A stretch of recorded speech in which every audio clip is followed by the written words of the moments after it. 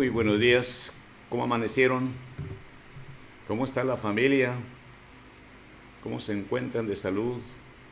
Espero que todos estén bien. Espero que la gloria de Dios la disfrute cada uno en su hogar, en su trabajo, en donde quiera que usted esté. Disfrute de la gloria de Dios. La gloria de Dios siempre va a estar con nosotros. La gloria de Dios siempre estará en tiempo bueno y en tiempo malo, como estuvo con el tiempo, como el pueblo de Israel. Tiempo bueno y tiempo malo, el pueblo de Israel siempre gozó de la gloria de Dios.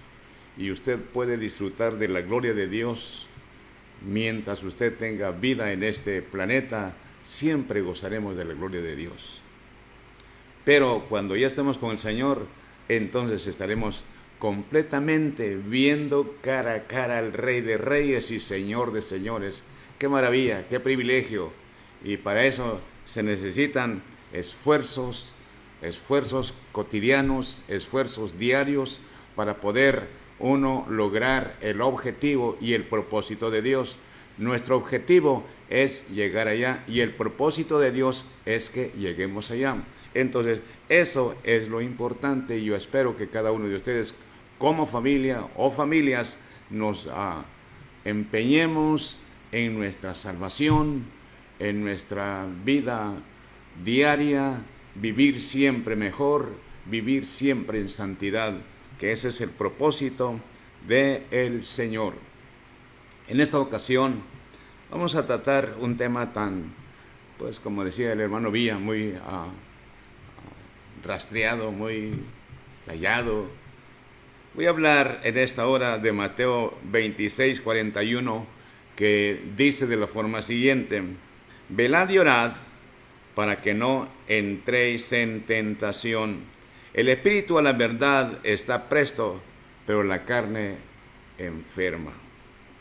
Damos gracias a Dios en esta mañana. Padre, te damos gracias por esta palabra y deseo que cada palabra que salga de nuestra boca vaya ungido con el poder del Espíritu Santo y que cada palabra llegue al corazón y que llegue a la vida de cada uno de nuestros hermanos que están viendo en este lugar, este programa.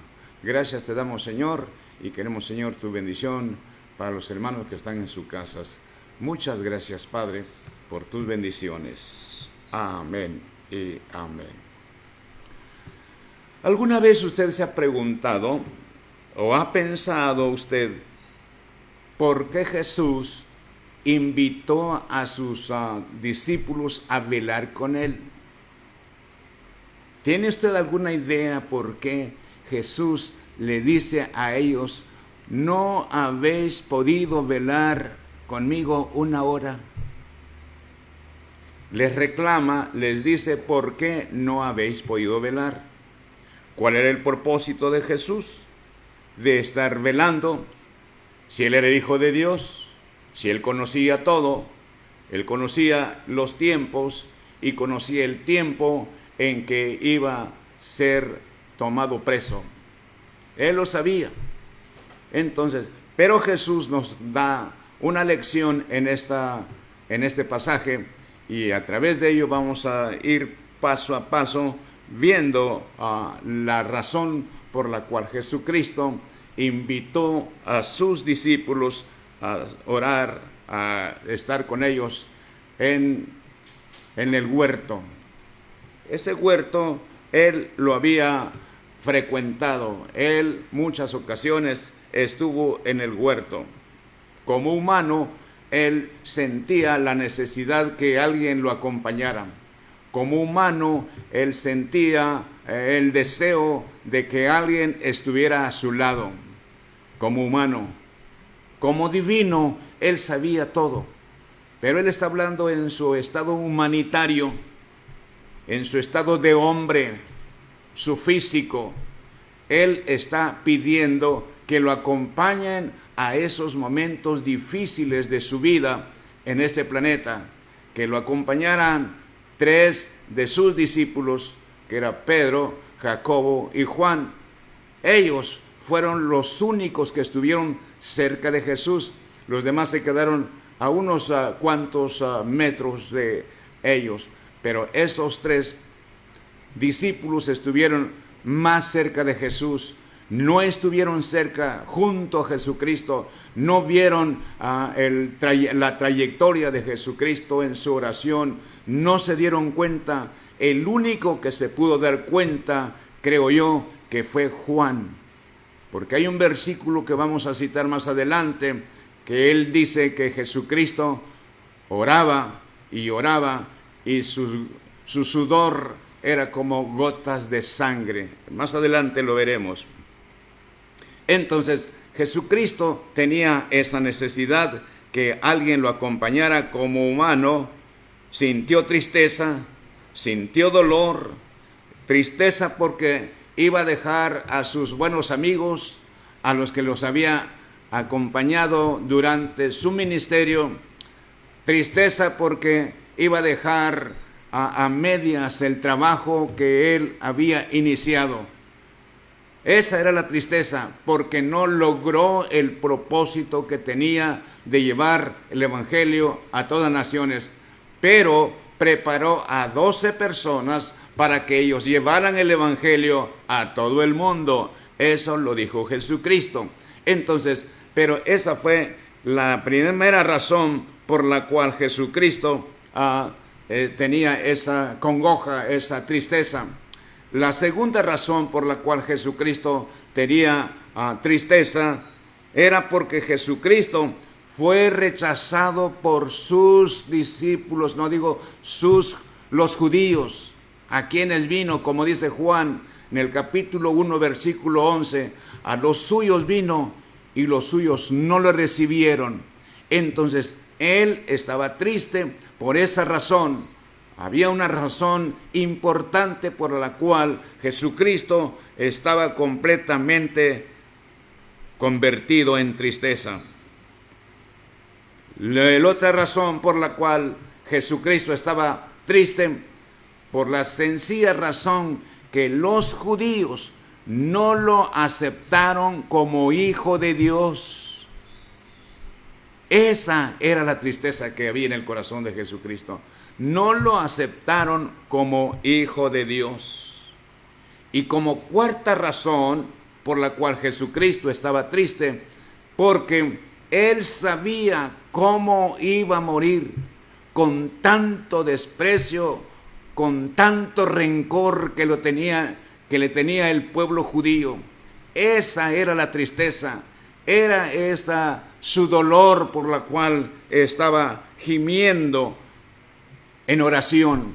Y esa es la razón por la cual Jesucristo invita a sus discípulos a que estén con él unos instantes, un tiempo de pasar en oración. Él deseaba estar rodeado de sus mejores amigos, por supuesto. Él deseaba tener una compañía muy cercana a él.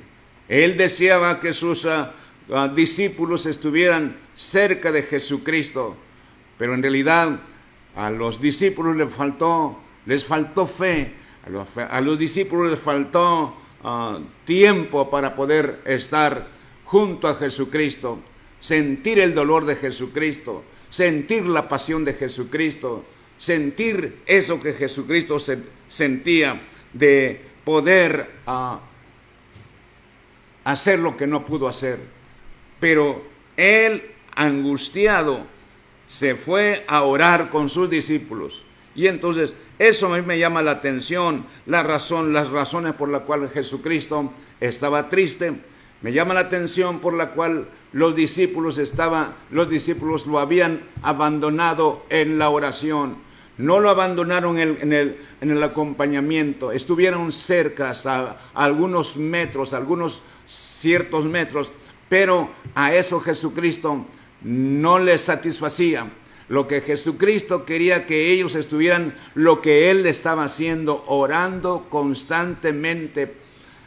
¿Por qué? Porque necesitaba la oración de sus compañeros, necesitaba el apoyo en la oración de sus discípulos. Y entonces esta es la razón por la cual Jesucristo estaba con un corazón triste, angustiado, porque algo le hacía falta. Sus mejores amigos estaban retirados, pero no solamente estaban retirados, estaban dormidos.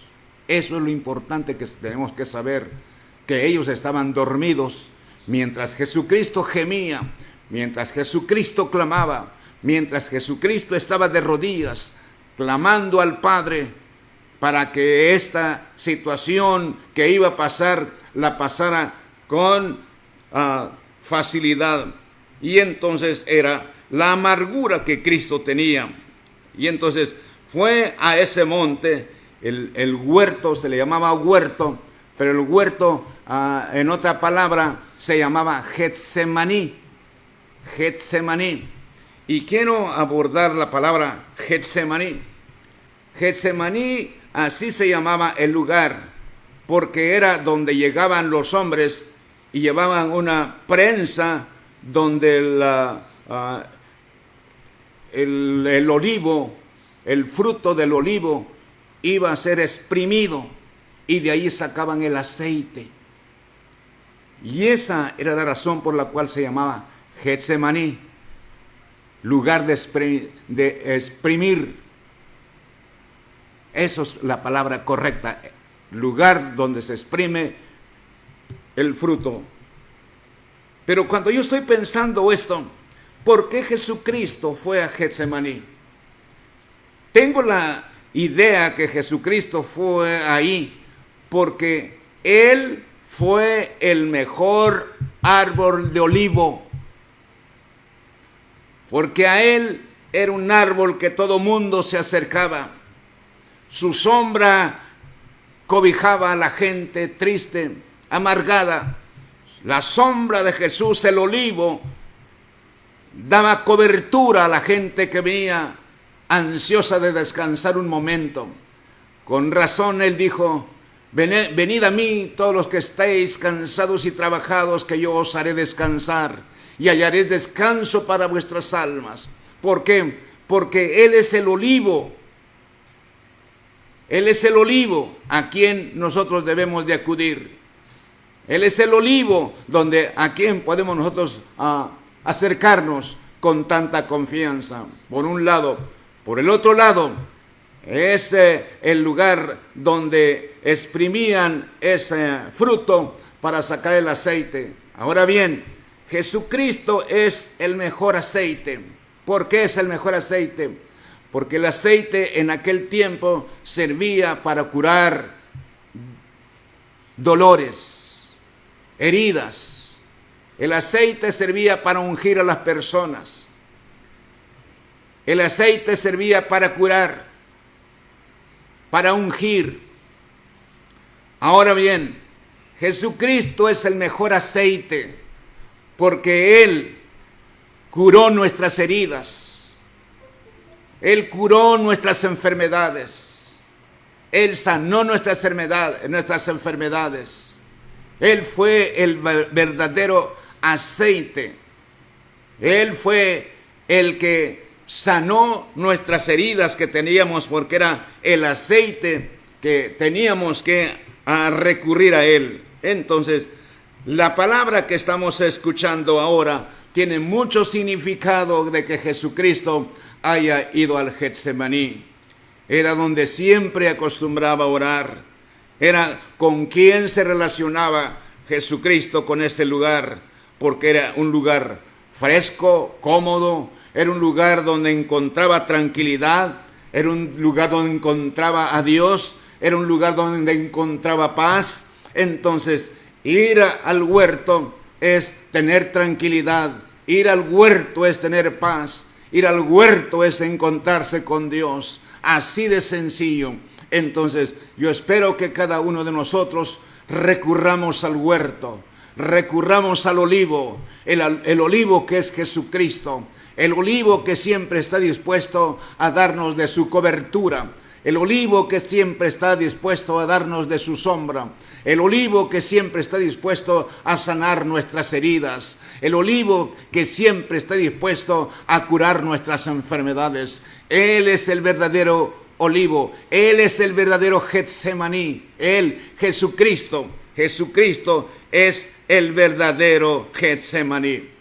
Ahora bien, cuando Jesucristo está diciendo, velad, ¿no pudiste velar un momento conmigo? Velad y orad para que no caigáis en tentación. Eso dijo Jesucristo cuando vio a sus discípulos dormidos. Eso vio Jesucristo en sus discípulos. Un sueño profundo que les vino. ¿Sería por la tristeza? ¿Sería porque a su maestro se iba a ir? Ellos ya lo sabían.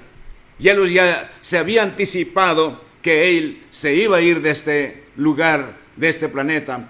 Y por eso ellos ya tenían la seguridad que su maestro se iba a ir. Entonces, por eso les entró esa melancolía a ellos. A eso se metió el dolor, se metió la tristeza en su corazón y en su alma. Y en lugar de ir a orar, fueron a dormir, porque el sueño y la tristeza le venció. Y cuando Jesucristo dice, velad, la palabra velad, a lo que Jesucristo está diciendo, Jesucristo no está tratando de que Él iba a velar para que los enemigos no lo azotaran. Jesucristo no estaba velando porque los enemigos no vinieran y lo tomaran preso. No estaba haciendo eso Jesucristo. Jesucristo estaba velando, y la palabra velar es no duermas, no dormir. Que nuestros ojos se vaya el sueño, eso es velar. Por ejemplo, los policías cuando están haciendo guardia a una casa, a un X, se le llaman guardias, velando, no duermen, porque están al pendiente que no llegan los enemigos y raptan o roban, o como usted lo quiere llamar. Entonces, Jesucristo está diciendo, velad. Lo que está diciendo, quédanse despiertos, no duerman. En lugar de dormir, velen, oren. Y la palabra oración tiene mucho que ver. La palabra oración es relación con el Padre. La palabra oración es relación con el Padre Celestial constantemente. Y la oración espanta el sueño. La oración genuina hace que nuestra vida viva, tenga vida, esté despierta, que no durmamos.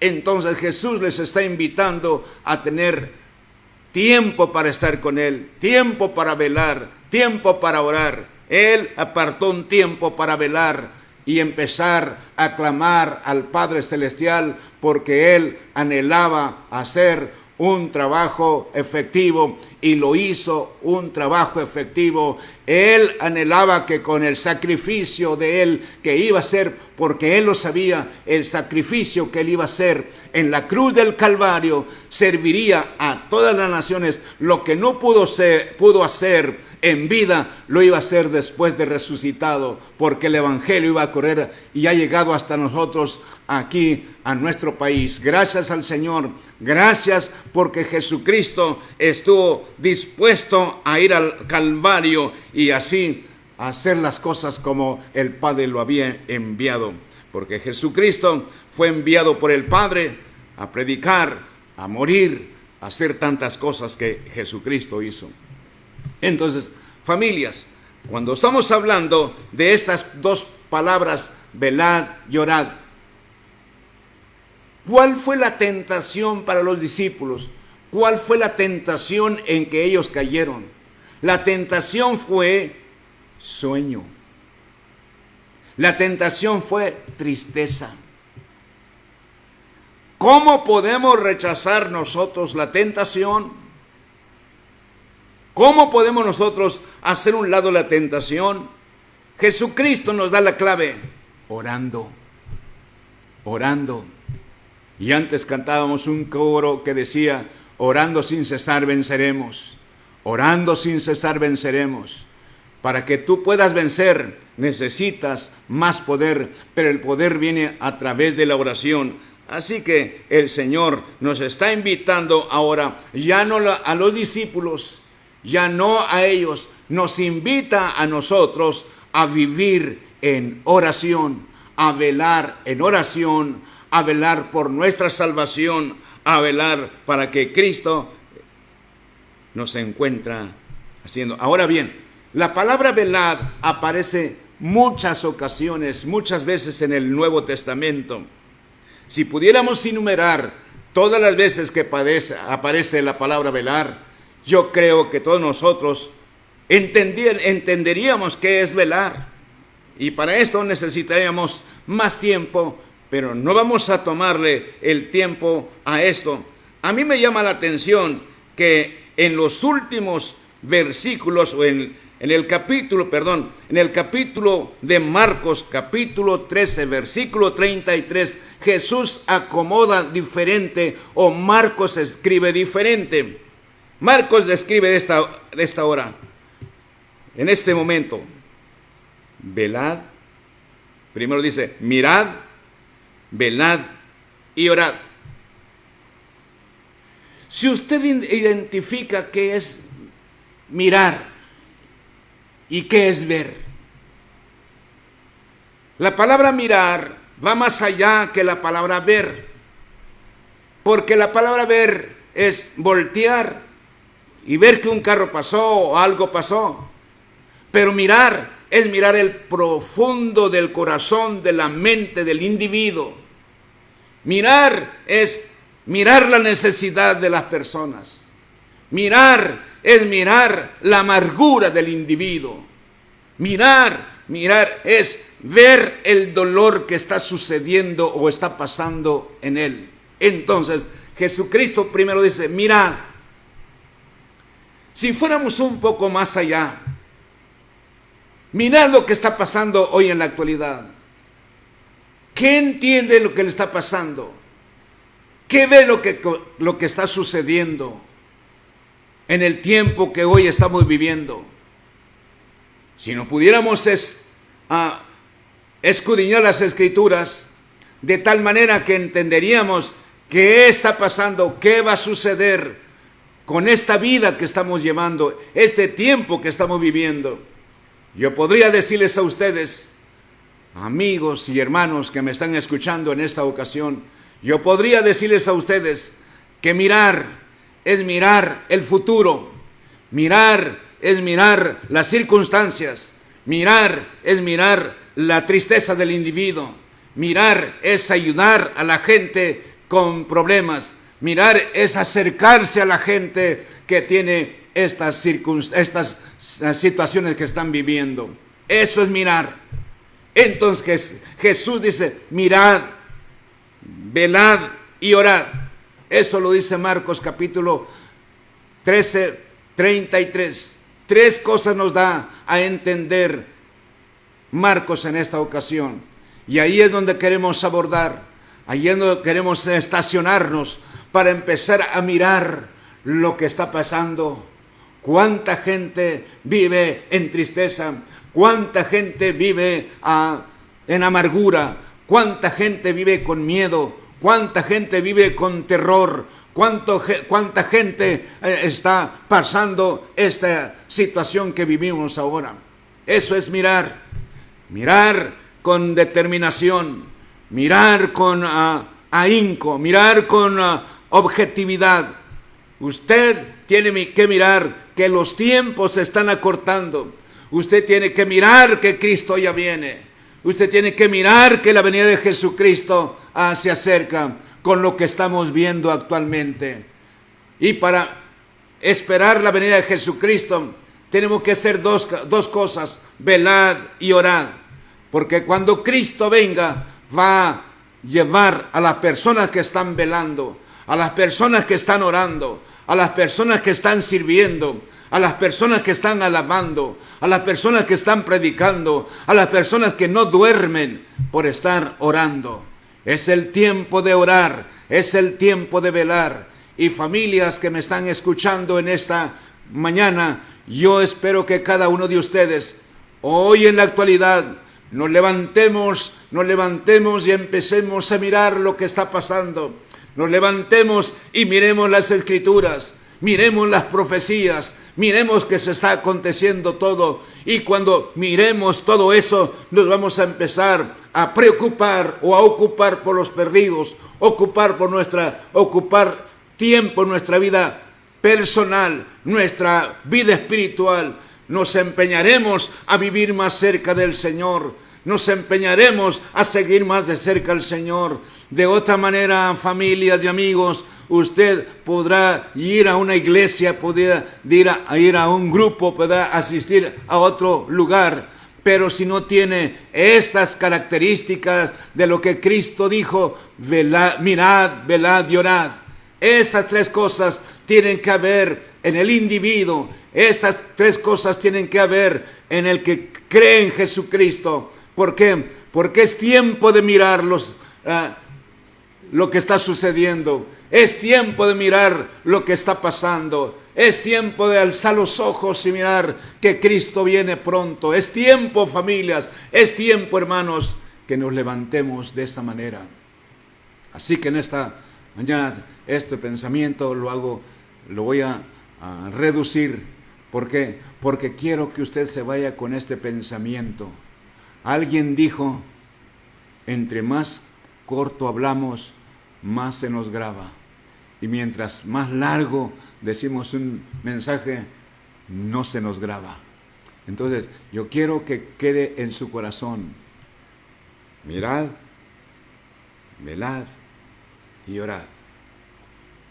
Otra vez lo voy a repetir: mirad, velad y orad. ¿Por qué? Mirad que Cristo viene pronto. Mirad que las profecías se están cumpliendo. Mirad que esto que está sucediendo, lo que está pasando ahorita, Jesucristo lo dijo en Mateo 24, 7. Ahí se encuentra, mírelo con determinación y prepárese y oremos y nos juntemos como familia a orar y velar, estar pendiente cuando Cristo regresa. Cristo viene pronto, así que hermanos, nos levantemos para poder adorar al Señor. ¿Me quiere acompañar en esta hora a hacer una oración? Vamos a orar en esta mañana.